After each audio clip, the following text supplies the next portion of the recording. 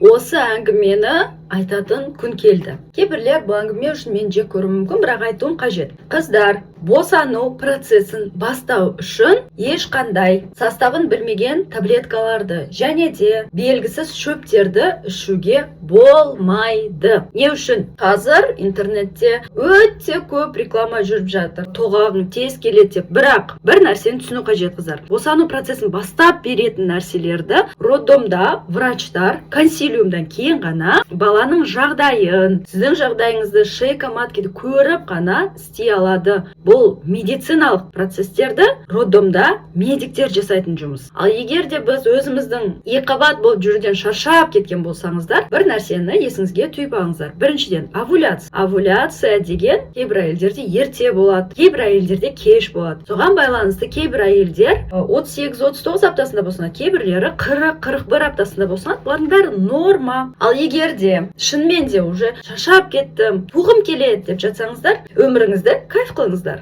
Үлкен бала-шағаңызбен свиданияға барыңдар, байларыңмен свиданияға шығыңдаршы. Құрбыларыңмен кездесіңдер, киноға барыңдар, билеңдер, отырып, пол жуып, іштеріңді қысып, тазы нон созып, сосын районды 3-4 рет айналып шығудың не қажеті бар? Караокеге барыңдаршы. Дыхательные упражнения. Күйеулеріңмен қосылсаңдаршы. Мәз болып, кайфовать етіп, жаңа өздеріңе бір жаңа хобби шығарыңдар. Өйткені қазіргідай еркіндік болды пока дейді. Все, больше не будет этого. Особенно первородки. Сондықтан, қыздар, естеріңде болсын. Біреу берген мына таблетканы ішіп алсаң, оңай туасың, тез туасың. Не надо. Мынау шөпті алсаң, мынау шайды ішсең, тез тоғағың келеді, тез туасың. Тоже сомнительно. Ол шөпті естіп отырып қой. Оказывается, краска ретінде қолданады екен. Оның суын теңізге төкпейді. Не үшін? Өйткені ол жерде балық өліп қалады. Қыздар, балық өліп қалатын, балықты өлтіретін суды ішеміз ба? Интоксикация болған кезде біздің организм баланы сыртқа эвакуацияға шығарып жібереді. Өздеріңді улап не істейсіңдер? Дайын емес баланы шығарудың не қажеті бар?